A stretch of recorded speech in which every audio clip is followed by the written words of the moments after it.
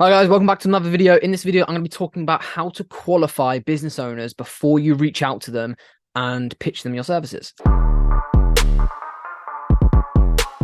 Guys, qualifying business owners before you reach out to them is going to save you so much time.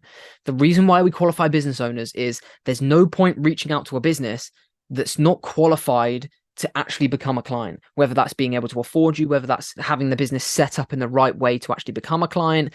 Because what you don't want to do is spend time, potentially money, on a cold call and on a meeting to find out at the end that they were never going to be a client anyway because they're not suited for your business. So this simple kind of checklist that you can go through is really going to help you, because you can say, right, before you reach out to them, when you've got your lead list up, get their website up, you can say, right, does it tick that off? Does it tick that off? Does it tick that off? Does it tick that off? If it does, then go ahead with the outreach, go ahead with the meeting. Even if you do this before the meeting to qualify them, depending on where you want to qualify them within your sales process, this is going to be super useful for you. Number one is having proof of concept. So are they a startup brand? And that's fine. We've worked with many startup brands within our agency. We're not saying don't work with startups. All we're saying is, do they have proof of concept in the sense that the product is a needed and in-demand product or service? Because that's going to make your job a lot more difficult if it's not, especially if you're a beginner. If you're a beginner, you want to go after an established business that has years of sales, because you know that the product's down to a T. What you'll find with startup brands, and this is where your consultancy knowledge and your knowledge of digital marketing and the online sales world needs to come into play if you're working with a beginner brand. Because like I've said in a few videos ago, it's all well and good sending loads of traffic to a business or a website. But if that doesn't produce sales, as long as your marketing's on point and you're going through the correct processes, the finger kind of gets point at the brand, especially if it's a beginner brand. Is the product right? Is the price right? Is the offer right? Is the website converting? All of those issues you won't have to run into if you're only going after brands that have proof of concept. So going after, which is why lead generation brands like dentists and stuff are such a common thing for beginners to go after, because they know that that's a very set in stone business. The product's right now. It's all down to the marketing. If it doesn't work, it's kind of the marketing's fault, along with the offer and, you know, the ad creative, etc. So yeah, proof of concept, really big one. Number two is a converting web page. So look at their website. Do they have a good enough website? Is there testimonials on there? And this is your knowledge of what a converting website looks like and operates like. What's the checkout process like? Do they have to go through 5 different web pages to actually buy? Do they have to make an account before they buy? All of these things that you need to take into consideration before you pitch them Facebook ads, because if so, you may need to add on website consultancy. If you're making a sales funnel, that's fine, because all the traffic will go to there. But the website is a key part of, is it converting? If you're just doing Facebook ads and you're sending them to the website, like, qualify that, because you come across a lead that has proof of concept and a good website, they should be getting a lot more of your attention than someone that has no proof of concept to start a brand with a really shit website, because they're going to be harder to get results for. That client is a lot higher status for you. And those are the people that you want to be working with above everyone. Number 3, which is what's their social media following like, and what's their engagement like? Now, this isn't necessarily a big one, especially for your service-based businesses. For a service-based business to bring in leads, you don't necessarily need them to have loads of followers, like, especially on a local level. However, if you're going after a nationwide, worldwide e-commerce brand, having that social proof and good content on their social platforms is kind of going to be essential. Because if you're selling, if you're working with a clothing brand, or you're working with a microphone brand, having that social proof for an e-commerce brand, especially if you're doing, Instagram shop and the shopping within the platform itself, people are going to check out that platform.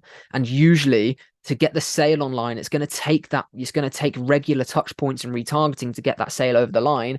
And within those regular touch points, that audience is going to go check out your social media platforms. Whereas with a local lead gen, it's more likely that they'll see the ad, submit their lead information there before they even go and check out your social pages. They will, but it's just less important than an e-commerce brand. So if you find and qualify business owners that have a strong Instagram following, good engagement, so they've not just bought 100,000 followers and they get 3 likes on each post, that's going to put them at higher status and qualify them a lot more for someone that you really want to work with. Number 4 is, are they already running Facebook ads? Now, that's a really important thing that you need to figure out. And you can do that by looking at the page transparency on their Facebook page and look at all of the ads any brand's running.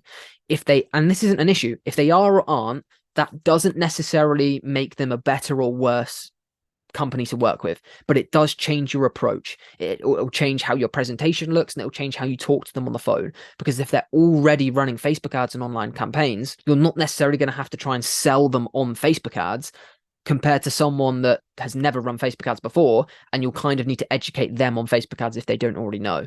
So it does, in terms of qualifying them, it does change your process slightly and how you're going to present to them. So if they are running Facebook ads, your job is going to be convincing them that your Facebook ads are better than the ones they're existingly already running. If they're not running Facebook ads, then your job is, right, convincing them to run Facebook ads and use you.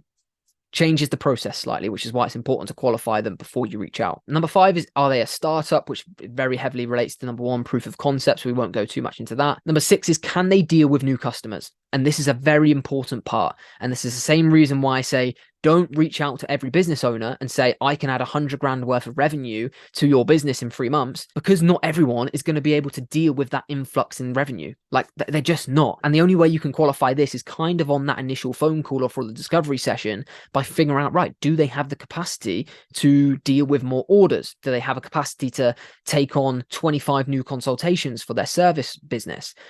That's the kind of stuff you need to figure out, because if they don't have that capacity, then they're not physically going to be able to work with you. And that does happen. You'll get on some meetings with some people, especially like contractors and in the construction industry, like landscapers and stuff. A big objection you will get is, Tom and Harry, I don't need any more customers. Like, we're chock-a-blocked for the next year. And in that case, there's not much you really can do. If they are super busy and they physically don't need any more customers, there's no point wasting your time doing a meeting. Just move on to the next person, because there's 10 other people that do need your services. So hope you enjoyed that video, guys. So that wraps up how you can qualify a business owner. So to run through them, ideally, you're going to have a business that has a proof of concept and isn't a startup. They're going to have a converting web page, converts by looking at the conversion rate on the back end of their website. They're going to have an existing following and good engagement on their social channels with good content to use for your socials and for your ads. They are or aren't running existing ad campaigns. That just changes, how you go about your process of selling to them.